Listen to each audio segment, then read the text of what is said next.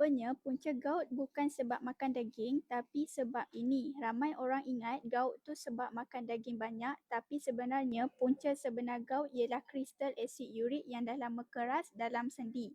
Itu yang buat kaki bengkak, sendi rasa mencucuk dan susah nak gerak. Masalahnya, ubat biasa cuma legakan sakit, dia tak pecahkan kristal tu pun. Jadi, bila ubat habis, gout datang balik. Sebab tu, ramai rasa macam kenapa tak pernah sembuh sebab punca sebenar tak pernah diselesaikan. Bayangkan dalam sendi kita ada pasir halus, tajam yang bergeser setiap kali kita berjalan. Itulah kristal asid urik. Bila lama-lama terkumpul, dia jadi keras, rosakkan rawan dan buat sendi bengkak merah menyala. Kalau tak rawat, lama-lama boleh cacat. Tapi saintis sekarang dah jumpa cara semula jadi untuk pecahkan kristal tu balik. Dengan herba yang bantu stabilkan asid urik dan kurangkan radang, kapsul tapak baru diperbuat daripada kulit kayu retak, sejenis herba tropika yang terbukti bantu larutkan kristal asid urik dalam sendi dan stabilkan bacaan asid urik dalam darah.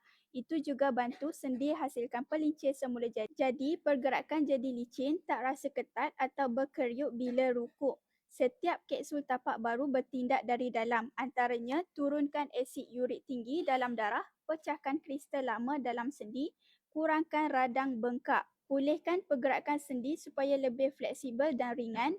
Amalkan 2 biji pagi, 2 biji malam selepas makan. Korang akan mula rasa perubahan dalam masa beberapa minggu.